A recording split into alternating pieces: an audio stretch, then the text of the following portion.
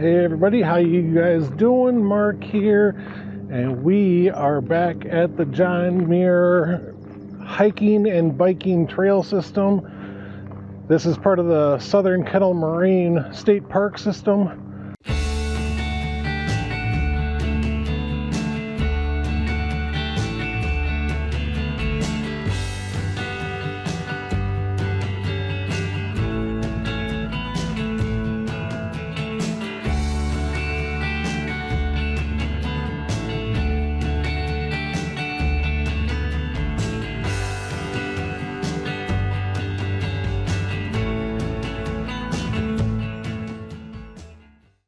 We have been here one other time where we did the brown loop, and that was an interesting day because, as you remember, all over here was all covered in snow, and I mean inches and inches of snow.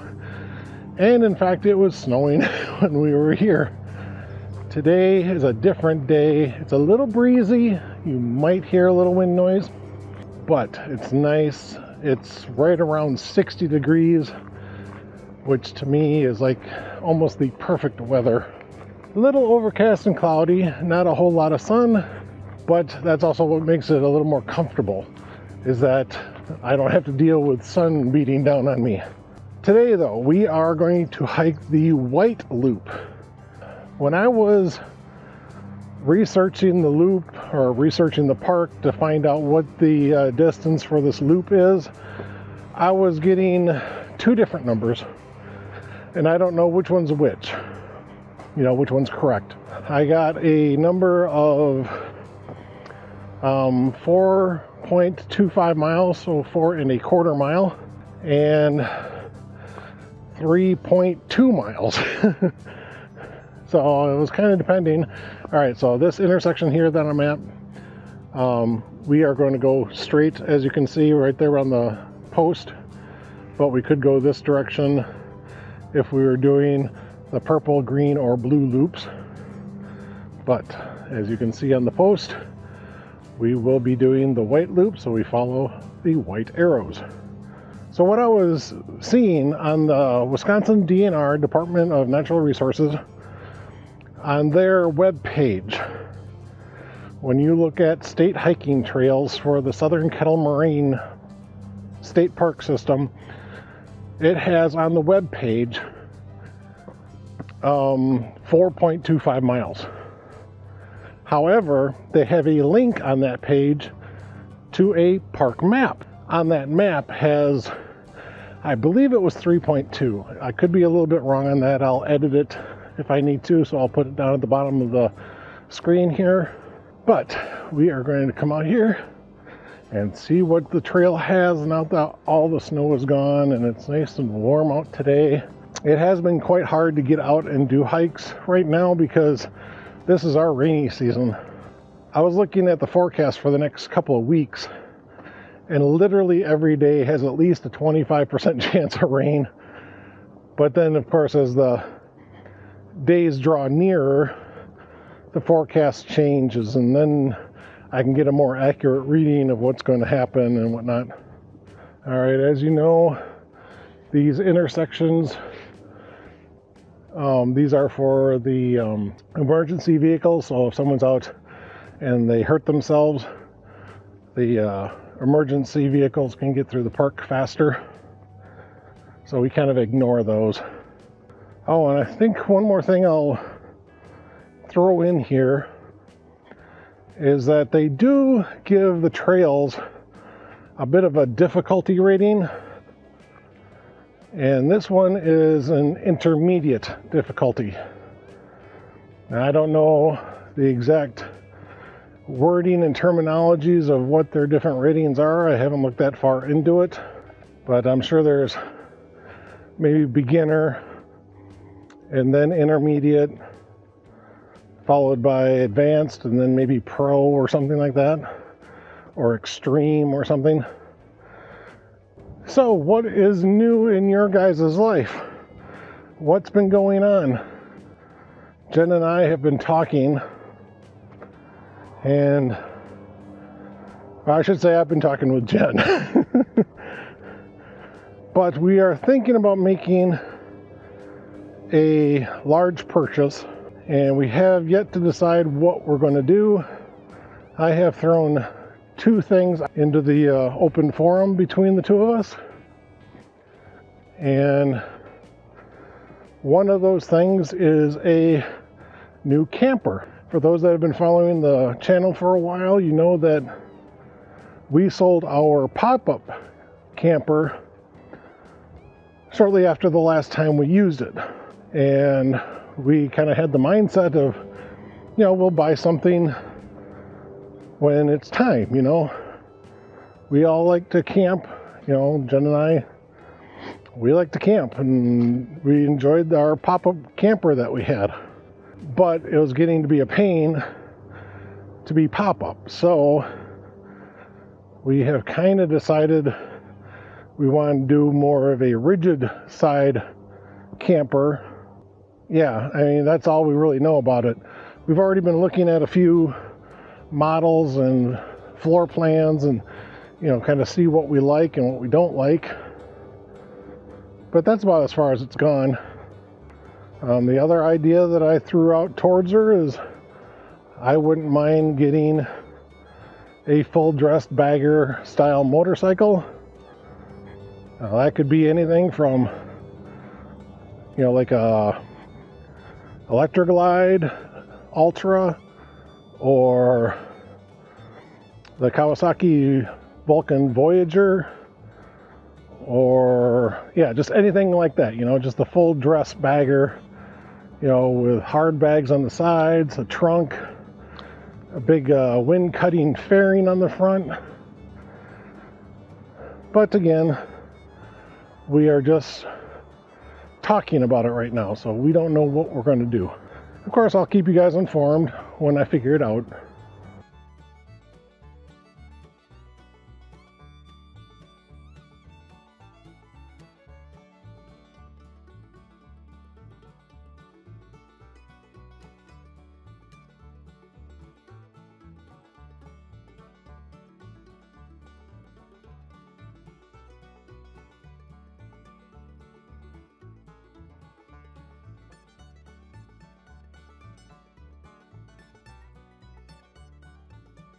I had another kind of bad experience. I mean, it wasn't horrible, but again, it was another one of those things, you know, somebody just wouldn't listen, you know, and after a while it got frustrating, and, you know, I was trying to understand what they were getting at, and so I kept on asking questions, and I think they finally got frustrated and decided to end their subscription with me and all this. You know, he got really mad and whatnot. And it was just over a dish. Oh, hey, we're at our white and brown loop intersection. So as you can see, the orange goes off that way, brown and white goes off that way. So we will go left.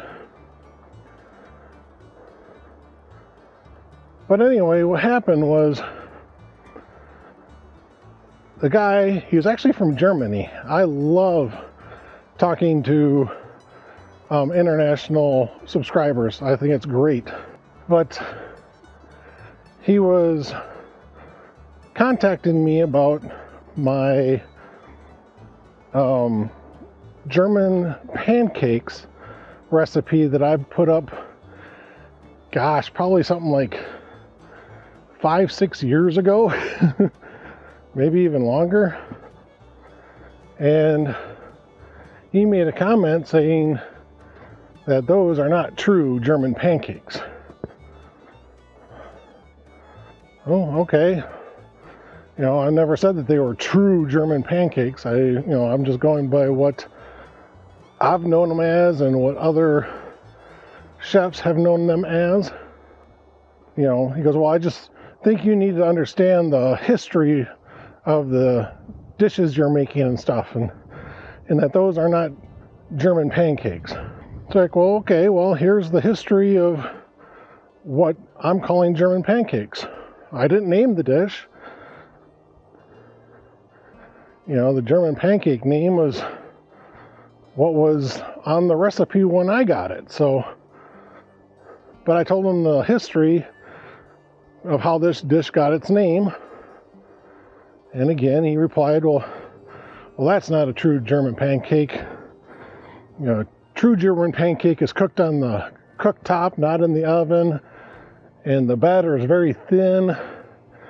And he kept on using the term crepe-like. The batter is very crepe-like. The cooking method is very crepe-like. You know, even the taste is very crepe-like.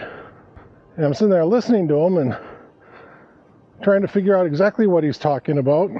Finally, I said, okay, I don't mean any disrespect, but if your pancakes, if the batter looks like a crepe and cooks like a crepe and tastes like a crepe, maybe what you're eating is a crepe. And I don't think he liked that comment. But, you know, I even asked him in that last comment, it's like, look, I'm very interested to know what a true German pancake is. Sorry, I just noticed I had something on the lens there. So I'm very interested to know what a true German pancake is. Can you send me a recipe or something and I can make it? But nope, he took high offense to me calling his German pancake a crepe. It's like, I'm sorry, but that's what you're making it sound like. You know, it cooks like a crepe, the batter looks like a crepe, it tastes like a crepe. It's not as thin as a crepe, it's a little thicker, but that's the only difference. So yeah, it was just that, this back and forth. You know, I'm trying to figure out what he's talking about.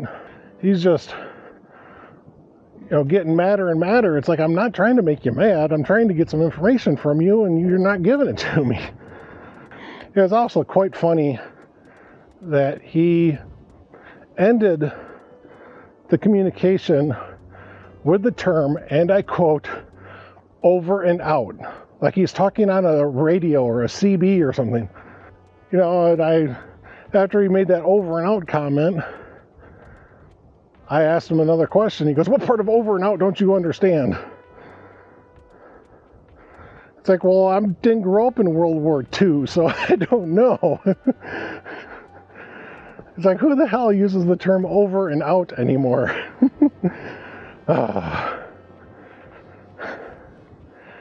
Okay, well, that's my downside of what's happened to me in the recent past, but I just had to bring it up.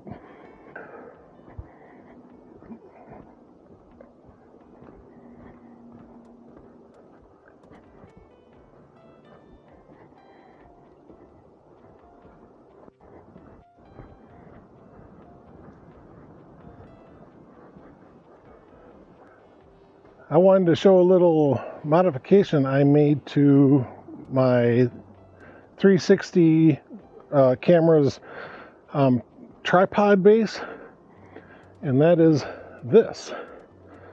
Okay, let me stop real quick. You see, I drilled a hole through the foot, and the reason for that is I got some just tent stakes. So what I do is I put it on the ground, stick the tent stake through and into the ground. That way the tent stake will actually hold the tripod in place. That's pretty cool. I like that.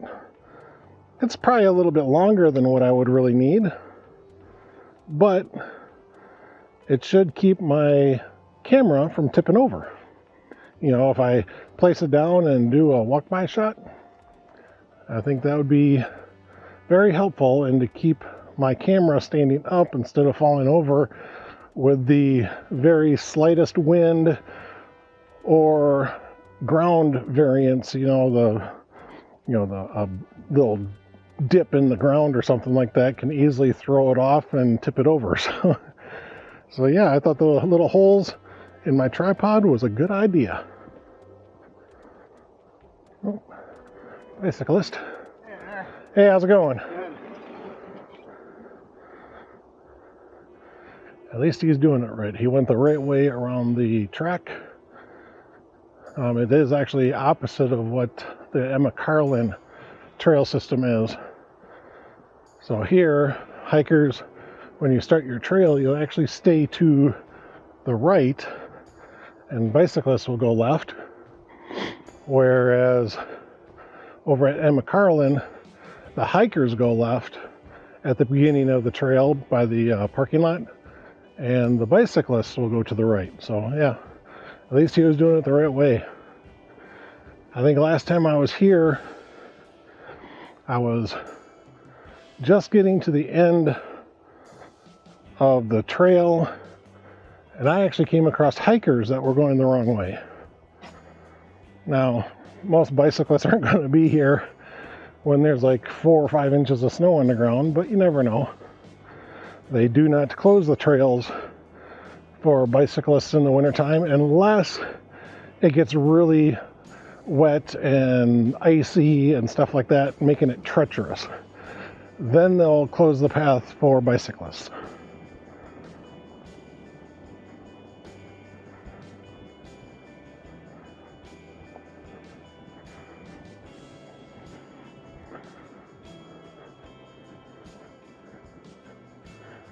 Huh. Up in that tree, it's an old hunter's chair up there. Pretty dilapidated, no one's taking it down. It's basically just falling apart up there. Here's a little bit of the man-made pine forest, which will come into another portion of it later. You can tell it's man-made because if you look down the tree line, they're like all in a nice little row.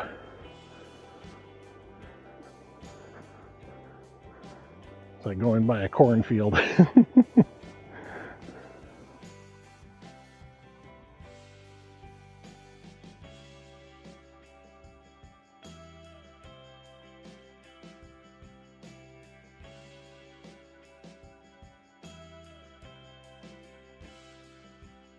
So it is coming up on my birthday here in the next couple of weeks.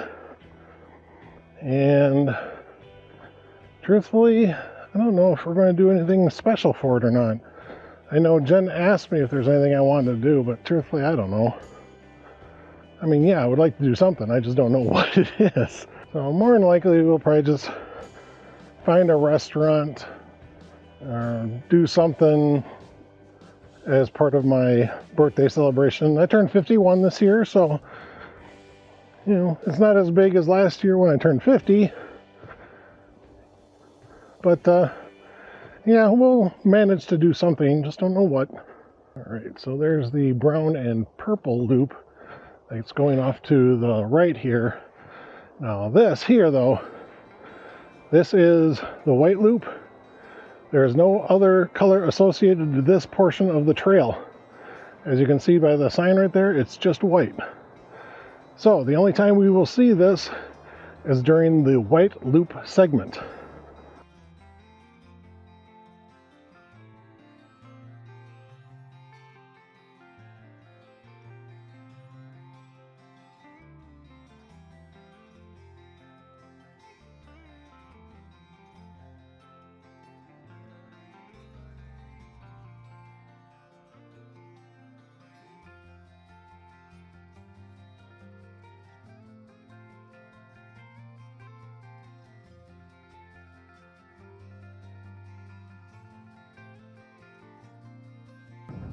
Oh, got up here on top of this little knoll. I don't know what you call it. Maybe a came. I don't know what this is. Hill. We can just use that word. And got a little breezy up here. Hey, look at that. See, some trees are budding and starting to get flowers, but other trees like this one here and these, the big ones yet, just no greenery buds on it. Just whatever these kind of weedy, bushy plants are.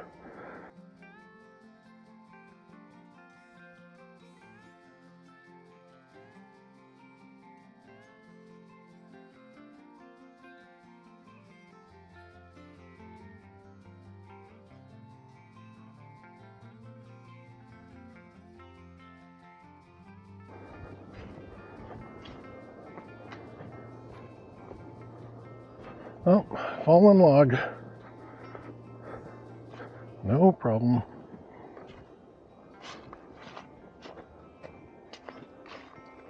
Okay, that's interesting. There's a white arrow there, but there's no arrow pointing that way, and it looks like there was something here. So apparently the orange loop cuts through here and goes down to that trail right down there. Okay. But now we are on both. No, we're not. Yeah, we are. Yeah, we are. So the white loop has now met up with the orange or yellow loop, whatever you want to call it. I call it orange. I think the park system does too, but I'm not sure. So yeah, we're done with that white path only. A little kind of mothy butterfly right there. First one of those I've seen all year. So yeah, we're done with the all white portion of the loop, and now we're on white and orange. Oh, and one of my last videos I made, I can't remember which one it was. I think it was when I first got the 360 camera, and I was okay. So we do not go down that direction. Okay, we loop around and actually go right down through there. But when I first got the 360 camera, and it might have been when I was out with Missy at Big Hill Park, and I was noticing a couple of things in my very first video when I first got the camera, unboxed it, and we took it out for a quick little walk. I just made a comment in the video description saying, you know, if you guys have any tips on how to use the camera and stuff like that, that'd be great. And someone actually told me that I need to try to get it to where the sides of the camera, basically the blind spot of the camera, would be pointed towards the sun. Well, as far as I'm concerned, that's not always feasible. Because like the sun right now is just kind of slightly behind me, and in order for me to have the sun in the blind spot, I would have to tip the camera like that, and it's just not a comfortable way to hold the camera. But I'm gonna try to do what he said. I don't know if it'll make too much of a difference. And then I've seen other people with their videos and stuff that they do. They just keep the 360 camera angled when they're riding the motorcycle, and that way stones and bugs and stuff don't have a straight shot at the lens.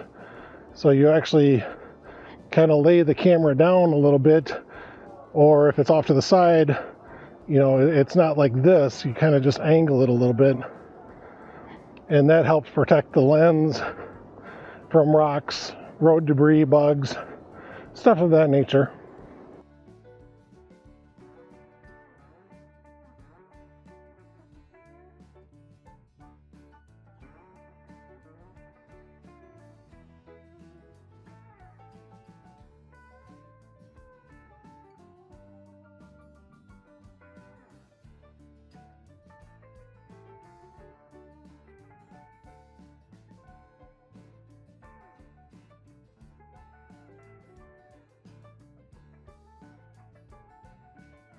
I tell you, I drove here with a coat on, but I'm actually glad that I left the coat in the truck.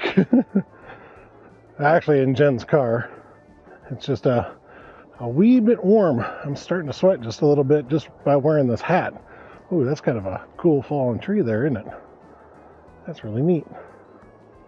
And I also have to make an apology to my dad, because when I got the 360 camera, he thought that I was going to shoot the footage and post it up to where viewers can have control on where the camera's facing Another intersection here, by the way.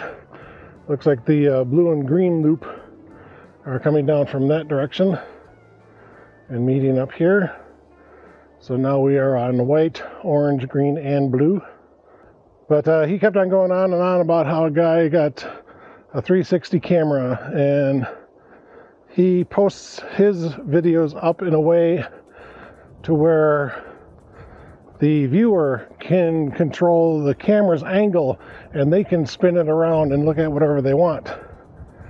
I've looked into it and that is more of an issue than I am willing to put into my videos.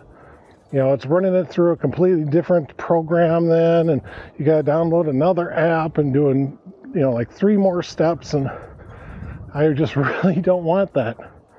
I tried to focus on stuff that I feel is pretty cool and that I hope you guys feel that it's worthy of watching. I'm not saying that y'all need to like what I like or anything like that, but it is just the way it's going to be.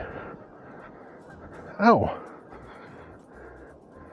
That little twiggy stick coming up out of the ground had little prickers on it, little needles, thorns, and my hand just swiped right across it. I'm not bleeding, but it just kind of threw me off. God, this is a really nice area. You got the steep hill coming down onto the path, going all the way down to this little creek down here. That's nice. A little breezy through this area too. It's like the wind is just blowing through this prairie expanse over here onto the side. Oh. Hey, did I meet you over there? Was that you? Yeah, you're the video guy, right? Yeah. How's it going? Oh, it's going all right. Shooting another video today. Yeah, nice out, ain't it? Yeah. Wow, yeah. I'm Greg. Greg, yes. I forget your name. Yeah, I remember the car. Oh, yeah. This is the first time you walked around here? I've done the brown loop, but now I'm doing the white loop today, so. Yeah, have a good one, man. Yeah, you too. Nice seeing you again. That was interesting. That guy picked me up when I did the, what was it? The Eagle segment of the Ice Age Trail. And if you guys seen that, the trail was icy and slick, and it was kind of thawing out a little bit, so I was making it really wet and stuff like that. And when you put water on ice, it gets really slick. But I got to the end of the Eagle segment, and I tried to call Jen, and she didn't pick up. And he came walking out. We actually met on the trail, and sorry, my eyes starting to water a little bit. But he came by and came down to the parking lot at the end of the trail segment, and I asked him if he could take me to the other side of the trail so he could drop me off. He's like, yeah, I can do that. But that was that guy.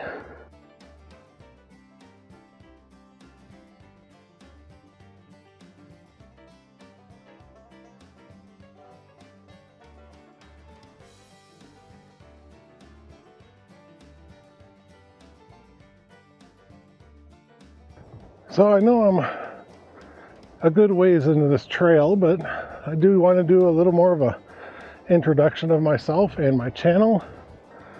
My name is Mark.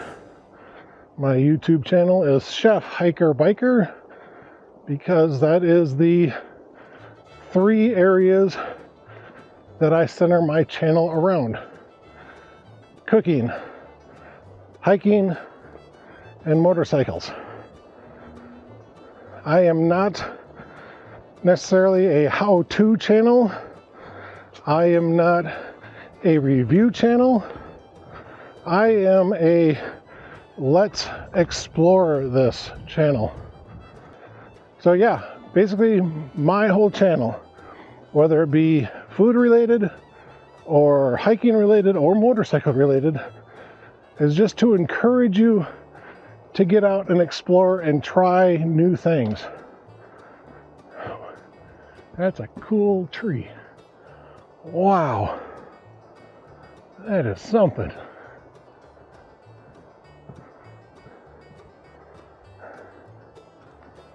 Whew. I don't know if it's still alive or not. That's impressive. Wow. So yeah, basically, I want you to just get out your front door. Go to the corner. If that's all you can do, do it. If you got the means to be able to get out maybe into a park and just walk around the park. It doesn't even have to be a nature park.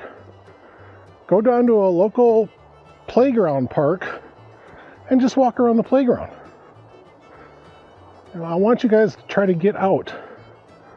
You know, motorcycling. Turn down that road that you just not sure where exactly it goes, you know. Take that road less traveled by you. Not the one that's less traveled by everybody else necessarily, but the one that you have not been on. When it comes to food and cooking, try a new dish, try new seasonings. You know, maybe as a kid when you were growing up, it was brought to my attention through my kids' friends that would come over. They would just be amazed at the food that I would make for dinner because their parents never learned to cook. So yeah, they don't know how. So going that way, the green and blue is closed. But that means that we've reconnected with green and blue too. Okay, cool. But yeah, my kids' friends would come over and they would just be amazed at the foods I would cook because their parents don't know how to cook. So yeah, my channel is specifically geared towards getting people to get out and try new things, explore. I do not want to sell you anything. I don't want to review things. I want to be an actual channel that actually gets out and does things.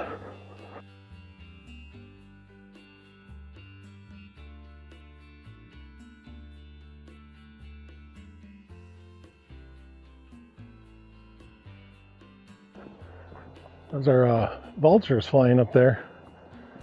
See 5 of them up there, 3 over there, and just 2 right up there. Cool. Oh, there's a 6th one now. Wow. Nice little bench right there for you to sit up on and take a break if you want. I don't think I need one today.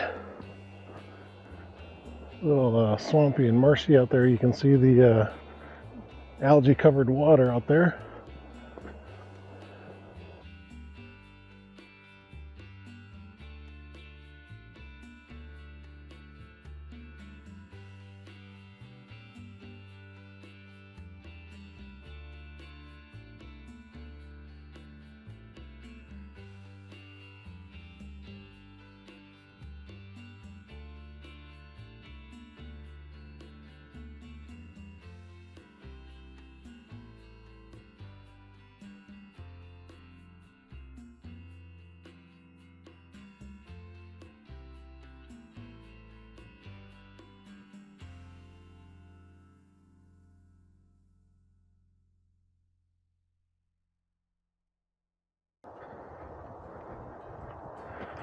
Oh, cool.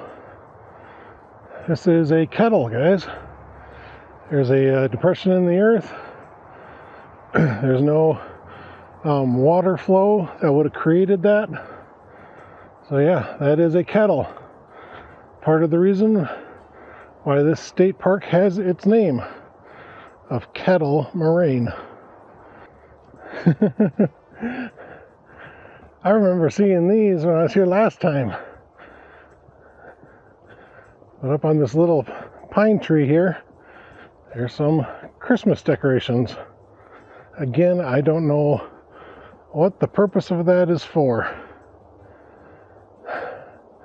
And this is not the only trail I've seen them on. I've seen them on other trails in different parks and stuff like that. I don't know the meaning of it. If you guys know, please put it in the comments below, because I don't know it and I don't understand it. Why do you put Christmas tree ornaments on a trail out in the middle of the wilderness? Comment below.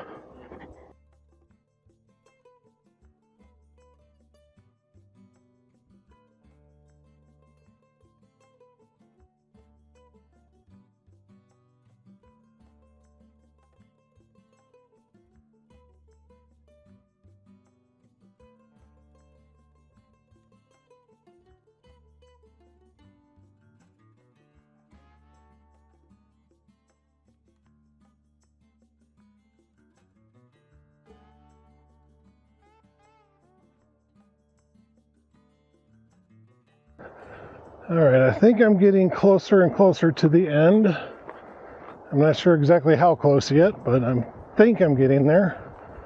I don't have my phone with me to track my progress or GPS to look at and say, okay, here I am, there's the parking lot. But I think I'm getting closer. But I just want to start wrapping up the video a little bit and kind of tell you what my day was like. The trail was actually quite good. Considering all the on and off rain we've been having, I really have not dealt with a lot of mud. So yeah, the drainage has been really nice. Still too early for mosquitoes and stuff of that nature. So I don't have to, or I have not had to worry about that. All right, I think this trail here should be the brown loop. Yeah, brown and purple. Okay, so that's how close we are. We just went through the brown and purple intersection. Hi there. I have seen a lot of bicyclists today. In fact, another one's coming right now.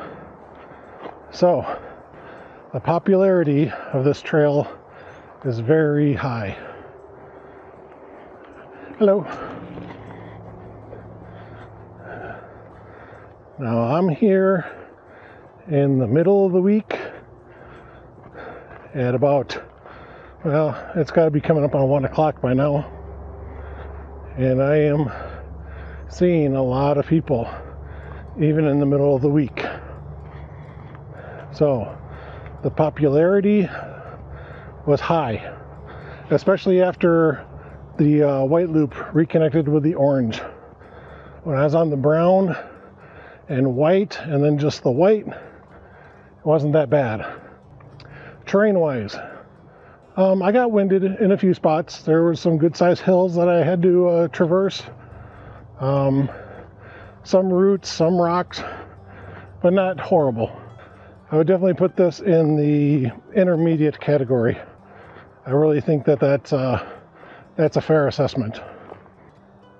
Just trying to think of anything else I want to tell you guys about the trail. I mean, it's really been a nice day today. I'm sure we're probably about 63 degrees. Wind's going at about 15 miles an hour. So yeah, it's just been a beautiful day. Really.